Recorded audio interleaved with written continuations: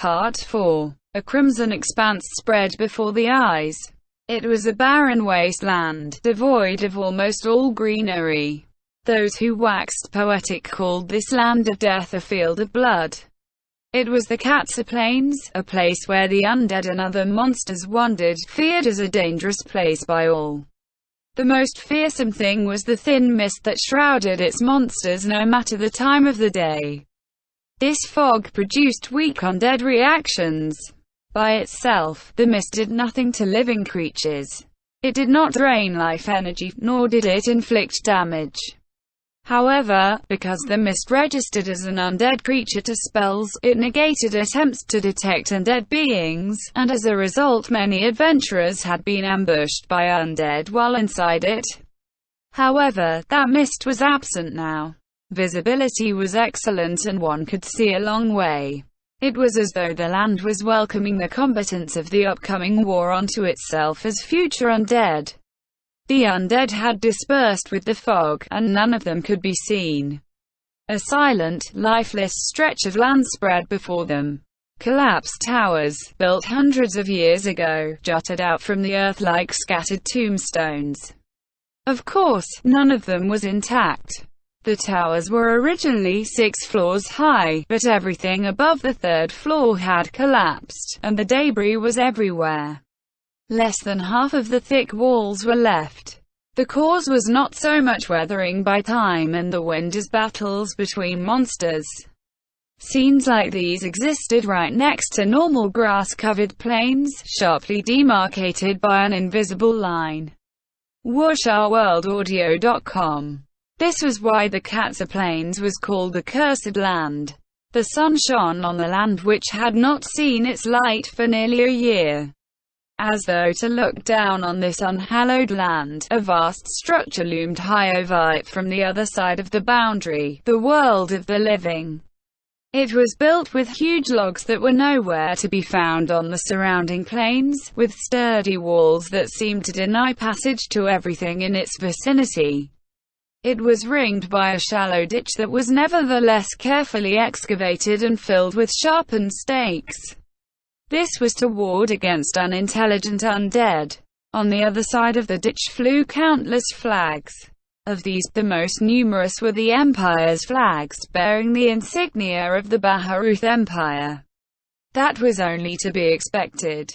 After all, this building, this castrum, was the Imperial Army's Katsa Plain garrison base. The Empire had mobilized 60,000 knights for this operation. The garrison could house all of them, which itself spoke volumes about the base's size. And this formidable castrum, as mighty as a fortress, was built on a piece of easily defended terrain. It was built on top of a hill.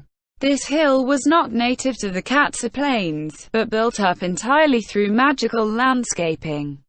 Even the Baharuth Empire, which had adopted a national strategy of increasing the number of their magic casters, could not complete work like this in a short time. This structure had been built over a period of several years. Originally, this place was intended to be the starting point of invasions targeting Irantal.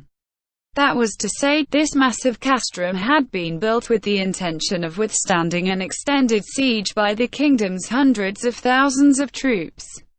The kingdom had no answer to the creation of this castrum, simply because they had no spare manpower or resources to attack the garrison.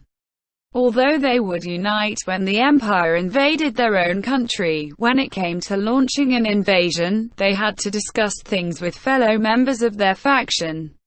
In addition, deciding who would foot the bill for declaring war despite none of their land being at stake was also an issue. In the end, none of the nobles would bother unless they were in the line of fire. 3 hippogriffs flew in the skies above that massive castrum. They began with a wide aerial orbit, followed by a slow descent. Any knight would know that this was the ceremonial descent of the Royal Air Guard, troops under the Emperor's direct command, which meant that an emissary of the Empire was about to land.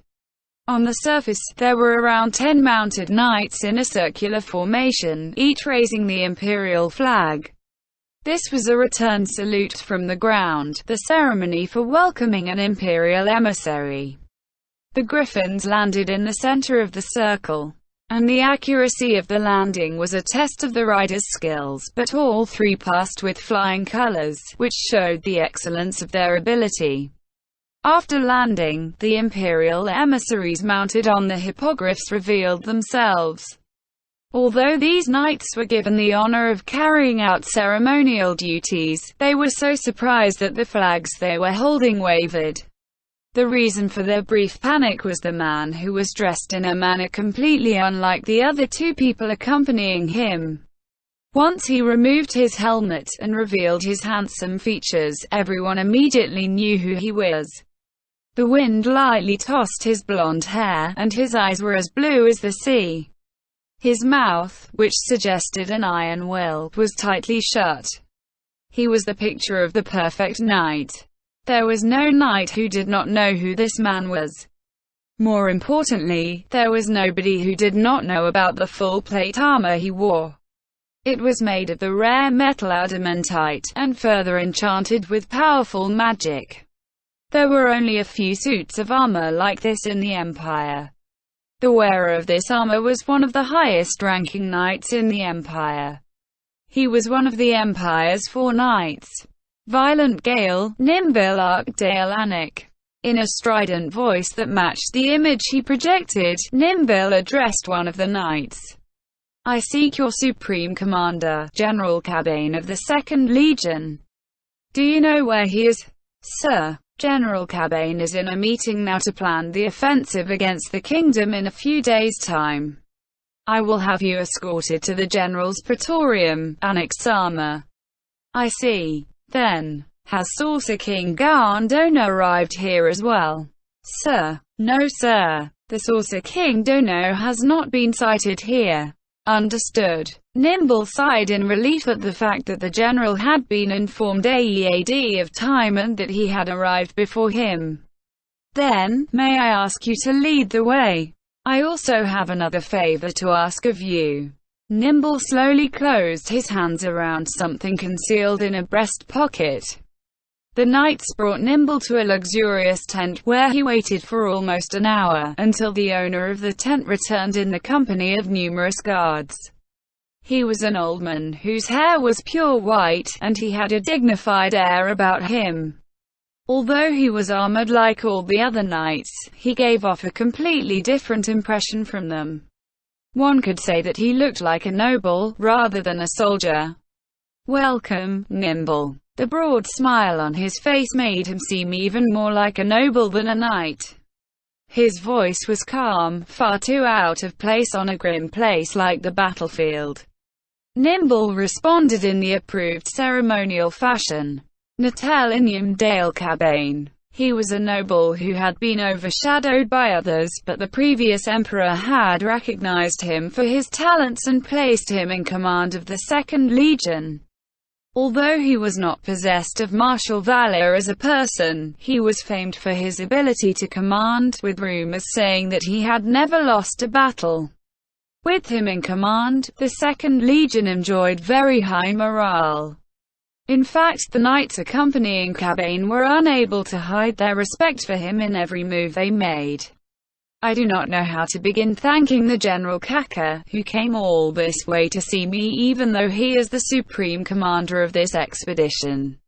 The Imperial Army was divided into 8 legions, and every legion's commanding officer was bestowed the title of General. The general of the 1st Legion was known as the Field Marshal, and he was the commander-in-chief of the entire Imperial Army.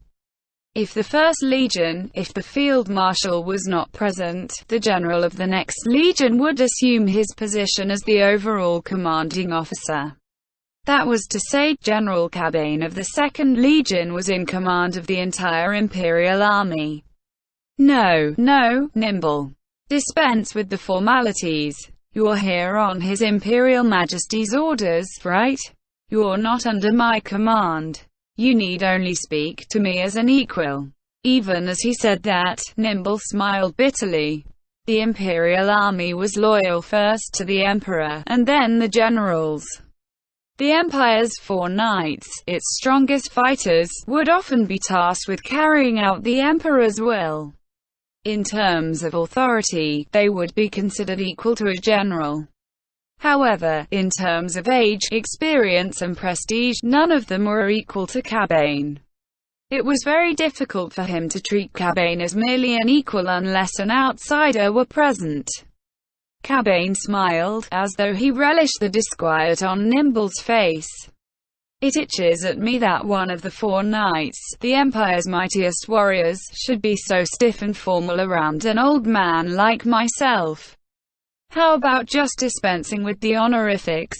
Understood, General Cabane. General Cabane nodded, as though to indicate his approval. Although, you picked a good time to come. The mist has dispersed, as though welcoming you. General Cabane, I think the welcome is not for me, but for the tragedy that is about to unfold. I shudder to imagine what will happen. A tragedy. Well, then, Nimble. Can you tell me what this war is meant to accomplish? Until now, our strategic objective has been to exhaust the kingdom, but this time round, it's different. Our current objective is to take Erantil by diplomatic means, and for that we will need to comprehensively defeat the kingdom in battle. Cabane's eyes hardened as he said this. We face the largest army the kingdom has ever mustered in recorded history. Although our knights are more than a match for any of the conscripts the kingdom can field, quantity is a quality of its own. An open field battle will result in many casualties. And all of this is for the purpose of seizing Erantil, which we will then immediately hand over to this Saucer King fellow. What is His Imperial Majesty thinking? Before I answer this question, I hope you will send away everyone present. The old general opened his mouth as if to speak, then nodded his head instead. All of you are dismissed. Cabane's advisors bowed as they retreated. Thank you very much. Wasting time would be foolish. Now, can you tell me why? Yes. I was originally dispatched to inform the Field Marshal of the objective of this war. Nimble shifted himself in his seat. The objective of this war is to build good relations with the Saucer King, Ainzul Gaon. As such, we are to obtain Erantil by any cost in lives, and then relinquish it at no cost to Ainzul Gaon, in order to strengthen the ties with both sides. If the knights who maintain order in the Empire are depleted, the Empire will be in danger. Is the Saucer King really worth all that? Yes. Cabane folded his arms and closed his eyes. That was only for a brief period. I understand. If this is His Imperial Majesty's desire, then I shall carry it out. You have my utmost gratitude. There is no need for gratitude. Though we will have to work hard to meet with the Saucer King's approval. About that, I have a request. Nimble said. This was his main aim for coming here. We have asked the Saucer King to cast a spell to begin the attack. I would ask you to delay the Knight's charge until after that spell. And what does that mean? Are we not supposed to buy the Saucer King's sympathy with our blood? Indeed, that is the idea. However, we also intend to investigate the power of the Saucer King. As such, we intend to have the Saucer King use the most powerful spell he is capable of. His Imperial Majesty has asked for this in order to see what manner of magic that might be. So, the Saucer King. He is an enemy. You seem to understand. The Saucer King Ainzul Gaon is an enemy of the Empire. I see. Then I will have the Knights charge the breach created by the Saucer King's spell in order to widen it. But what kind of spell will that be? I hope it's not a simple fireball. We do not know, so we must find out what he is capable of. However, we can probably assume it is more powerful than Paradine Sama's attack magic. Cabane's eyes widened, but that was only for a moment. I see. Although I find it hard to believe anyone could be more powerful than that mighty magic caster. I can see why His Imperial Majesty would want to build good relations with him if he really possesses that sort of power. Nimble remained silent. Slaying hundreds in a single stroke would be a mighty blow. It would be a good chance for a penetrating charge. With that kind of power at our side, we would take fewer losses. If only that were all, Nimble thought. After speaking with his fellow members of the Four Knights, Heavy Explosion, and Lightning Bolt, he realized that Ain's power surpassed mortal imagination. He might be able to use a spell that slew thousands, perhaps tens of thousands if they were densely packed. Of course, he had his doubts, but there was a high chance that it was true if both of them concurred. Just as Cabane said, the deaths of the knights which policed the Empire would be a huge loss. While it would be a joyous occasion if Ain's, their latent enemy, turned out to be toothless, just this once, he wanted to believe what his comrades had said. General. There's another thing I want to ask you. The Saucer King will be bringing his troops to the front. I hope you will allow them to accompany you to the battlefield. And how many thousand men does he have? About that. Forgive me for interrupting your conversation, Cabane Kaka, Nimble Kaka. A great cry rose from the knight outside the tent. Cabane looked apologetically to Nimble, before speaking to the man outside. You may enter. The man who came in was a highly ranked knight. What's going on? Is it an emergency? Sir, a carriage flying the flag of the Saucer King has arrived at the main gate. They request entry. Do we have permission to let them in? The knight's eyes turned to Nimble. Cabane looked at him as well. On his part, Nimble nodded. Understood. Let them through. Sir. Then, do we need to inspect the carriage? Nobody could enter the castrum without being cleared by the sentries. The normal procedure was to use magic to check the personnel in question, to ensure they were not intruders disguised by illusions.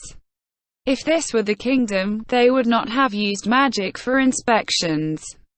The reason why it was used here was because magic and magical technology was a cornerstone of the Empire's might. They were aware of the terrifying power of magic, and were thus vigilant against its use.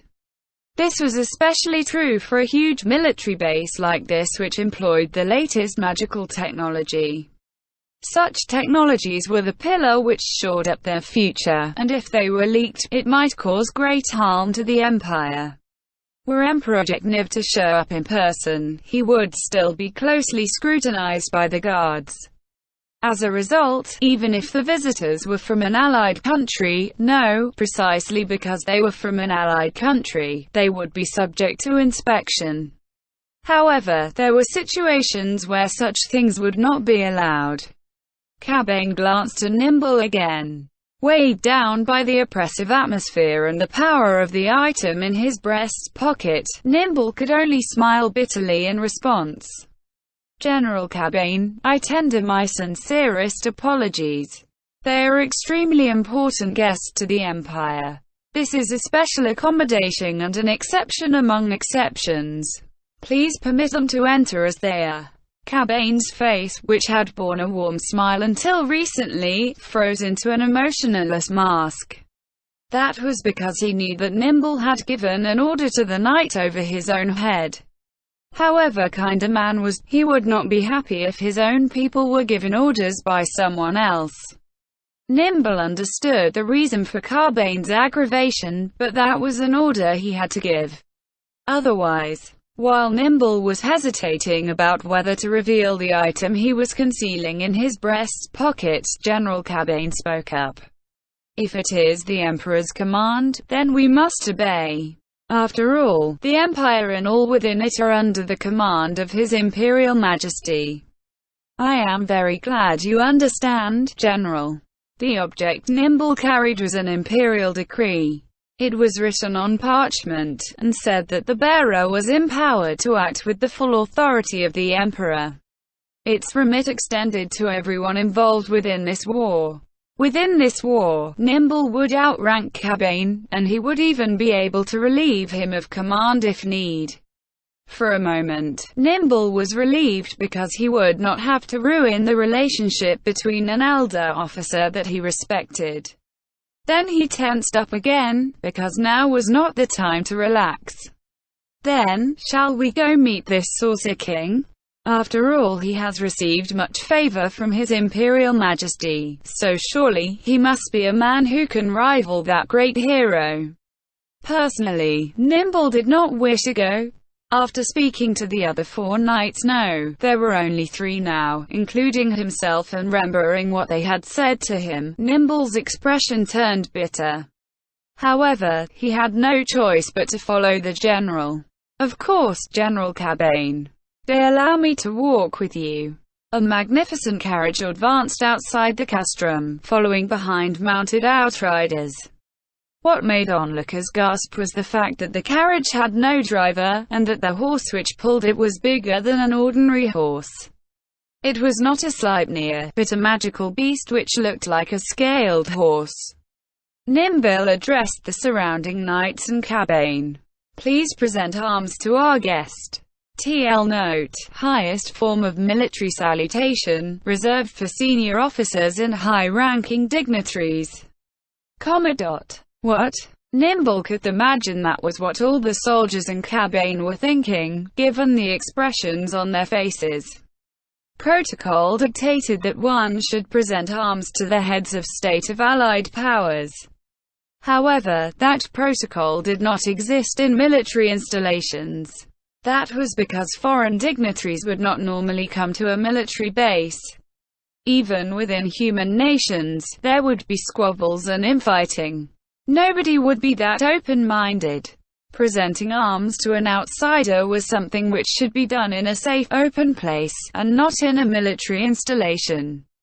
That was what the soldiers present must have been thinking. In addition, there was one more thing. One would almost never present arms on the battlefield. This is because soldiers might think that the person to whom their commanding officer was presenting their arms to was superior even to him. That was one of the unspoken rules of the battlefield. As one of the 4 knights, Nimble understood their feelings perfectly. However, gentlemen, please present your arms. Nimble repeated himself in a voice which was underpinned by steel. After that, he heard Cabane sigh. You heard him, didn't you? Present arms as the Saucer King approaches. Cabane's orders calmed the disquieted soldiers. If it was an order, then all they had to do was follow. There was no need to think too much about it. Nimble shot a thankful look at Cabane, but as he did, he noticed a mocking look on Cabane's face. It seemed to say, it might be hard on you, but it's even harder on me. The carriage stopped before them. Nimble and the others gasped, for more than one reason. The first was because the carriage itself was breathtakingly beautiful. Its base color was a black that seemed to have been cut from the night sky itself, and the entire chassis was covered in elaborate ornamentation. Said decorations had the subdued radiance of brass, while the leather was a copper color, giving the whole an air of elegance and classiness. Although the embellishments might have been a little overdone, it did not reach the point of tackiness. Instead, it resembled nothing so much as a giant treasure box. Nimble had ridden the Emperor's personal carriage on occasion, and he was of the firm opinion that the one before him was superior to it. The other reason why he gasped was because of the beast pulling the carriage. It was most definitely not a horse. The creature gurgled softly, a liquid guru sound, and its sharp teeth could be seen in the slight opening of its mouth. Its entire body was covered in scales that seemed to belong to a reptile, and underneath those scales were prominent, rippling bands of muscle. It was like a horse-shaped avatar of brutality and violence. Everyone around it was filled with an acute sense of alarm. Nimble himself was starting to hyperventilate, and sweat broke out on his back and palms. The beast was that terrifying. Amidst the storm of panicked breaths, the carriage's door opened. A dark elf girl alighted. All thinking ground to a halt. Nobody could speak. Their eyes were drawn irresistibly to her. The girl holding her twisted black staff was adorable. When she grew up, she would surely break many hearts. Her beauty would be such that men would do anything for her. Even her demure expression was like a flower blossoming under the moonlight. However, the things on her hands were utterly incongruous with the image she projected. They were gauntlets.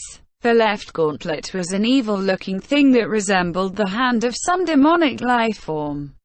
It seemed to be made out of some sort of ominous black metal which was covered in twisted thorns. Its fingertips were sharpened into points, and the dirty radiance surrounding it seemed vaguely metallic, but resembled some sort of strange secretion. Just a single look filled all who saw it with a distasteful feeling, like their very souls were rejecting it. In contrast, the right gauntlet looked like the pure, immaculate hand of a maiden. It was white in color and its slender proportions were covered in elaborate gold embroidery, which further emphasized its exquisite beauty. It drew the eye like bees to honey, and just like seeing a world-class beauty, the onlookers felt like they might lose their souls to it. "Hurrah, Ains-sama. I think we've arrived. Have we now?" "Thank you, Mayor." With that, another figure revealed itself. In that moment, the air suddenly turned stagnant. The bodies of every man present was suddenly covered in goosebumps. This was not killing intent, but a feeling that was harder to describe. Ains-Ulgaon was dressed in the trappings that one would associate with an arcane magic caster. To begin with, he wore a jet-black robe, and on top of that, another black cloak, which was doubly curious. In addition, he bore a staff which was lavishly decorated, but not to the point of being overly ostentatious. Around his neck was a silver necklace set with a gemstone, and on his face was a strange mask. "We bid you and your entourage welcome, Your Majesty," Saucer King Ains-Ulgaon. Nimble lowered his head. However, he did not hear anyone else following suit. Despite knowing it was very rude, he had to turn behind to look. The general and knights behind him were frozen in place. They had been overwhelmed by the Saucer King's presence and could not move. He could understand that. However, if this went on, it wouldn't turn out well. In the end, it was the general who delivered the solution to Nimble's predicament. Legion. The roar belonged to Cabane. It was a crisp, bracing command that did not seem to suit a noble like himself, but which perfectly fitted his rank as a general. "A salute to His Majesty, the Saucer King." "Sir." The knights chorused their reply, and as one, they presented their arms to Ains. "I thank you for your welcome, you knights who are the pride of the Empire." It was a thoroughly mundane response, which made it that much more frightening. It felt strangely out of place, like something monstrous was trying its best to act like a human being. Having heard of the face underneath the mask, Nimble experienced that sensation even more acutely than the others. "Please raise your heads." The first time he said it, nobody responded. "Can you not raise your heads?" After the second time, they complied. After all, waiting until the third time was an honor only granted to one's own ruler. "Your Majesty, please forgive those who did not immediately raise their heads." A quick glance across the knights revealed that their lips were white and their faces were pale. They were so excited to see Your Majesty that they forgot themselves. "No, I should be the one to apologize. I was excited because we would be heading to the battlefield. I hope you understand that I hold none of you at fault." Ains cast off the black cape on his shoulders. The jet-black fabric flapped like a raven's wings as it spread open. In that moment, the cold, oppressive air that surrounded him vanished like it had never been. All that was left was ordinary human being, with the presence of an ordinary human being. It was frightening. That was the emotion Nimble felt most keenly now. He had heard of Ains' monstrous nature from his comrades. Even so, the man standing in front of him seemed too ordinary, which only deepened his fear. He felt like a large predator was slowly drawing close to him. The knights, who knew nothing, were probably beginning to sense the oddity of the situation. The air filled with a growing disquiet. Cobain seemed to understand. He did not use his mind, but his heart and soul. Through them, he knew what sort of attitude he should hold toward the person in front of him. "Please allow me, Nimble Dealanik, to lead you to your quarters." "Is that so? Then, I am in your care. Allow me to apologize for any inconvenience I am causing you." "Understood. Then, this is the commander-in-chief of this expedition, General Cobain." "I am Cobain, your majesty, Saucer King Ains Urgaon. If you're inconvenienced by anything in this garrison, please inform me and we will immediately rectify it. Please, take your pick of the knights here to be your followers." "There is no need for that. I have a subordinate here." He gestured to the dark elf girl. "And I will provide for myself in case of any insufficiency." Cobain froze. The true intention behind Cobain's offer was to assign minders to Ains in order to keep him from doing anything strange in the base. Yet, the answer had been a flat denial, an answer only the powerful could give. However, given Cobain's circumstances, he could not allow this sort of thing to happen. At this rate, they would never come to a consensus. Although Nimble obviously understood Cobain's feelings, he could not leave this matter be. "Is that so? Then, Saucer King Kaka, please feel free to inform us if you require anything at all." "General Cobain, I hope you will allow me to handle things from here." "Understood. There's something I forgot to mention." "Is something the matter, Saucer King Kaka?" "I believe that I am to open this battle with a spell. In that moment, I would like to have my troops participate in the battle as well. I hope you will permit this."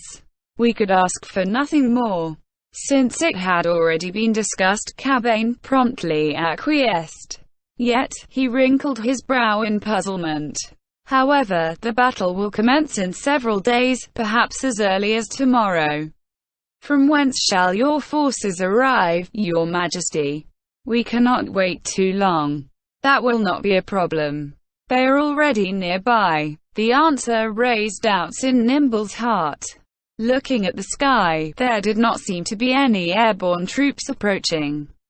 Cobain must have had the same suspicions as him. Naturally, the garrison was surrounded by an extensive security net. The approach of anyone apart from Imperial troops would be immediately reported to general rank personnel. Could it be that a report had been lost? Nimble looked around, but it did not seem like anyone present knew anything about it. "My apologies. No, saying the nearby would not be accurate. Well, I just wanted to say they can arrive immediately." "I see." Cobain did not seem able to accept that, but he continued to ask, "How many troops will be coming?" "Around 500. 500. Although Cobain hid his reaction masterfully, Nimble could not conceal his own disappointment. In order to demonstrate their loyalty to Ains, the Empire had to shed oceans of its people's blood. As such, Ains' unit would probably not be used at all, so putting them into the Imperial Army's formation would be fine. "General, will there be a problem integrating the Saucer King Kaka's unit with our formation? If it's just 500, then we won't even have to rearrange our formation. As for the Saucer King's honor guard, perhaps we should leave that duty to his subordinate." He was hinting, "Don't be so eager to rush into the fray. The Imperial Army would have to go in first and take losses in order to prove their sincerity to Ains, so letting Ains' unit do too much would be troublesome." Ains seemed pleased and nodded in acceptance of Nimble's suggestion. A great weight lifted quietly from Nimble's heart, but when he thought about it calmly, it did not seem logical at all. What could a mere 500 troops do? In all likelihood they were merely a guard of honor. However, what happened next far exceeded Nimble's predictions. Ains seemed to have cast some sort of spell and was speaking into thin air. "Can you hear me?" shout here. "Open a gate to my position and then send the troops over." The eyes under Ains's mask seemed to move. "Now then, General, I have summoned my unit." As he finished saying that, a commotion rippled through the onlookers. A black, hemispherical object appeared behind Ains' back. Nimble remembered something about a gate being mentioned earlier. The gate opened, and what came forth was... The world went silent. A strange absence of sound filled the surroundings.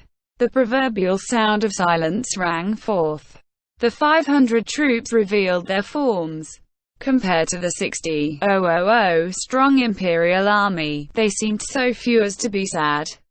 However, nobody could look down on these 500 soldiers. The bizarre forces before them made that abundantly clear. "These are my troops."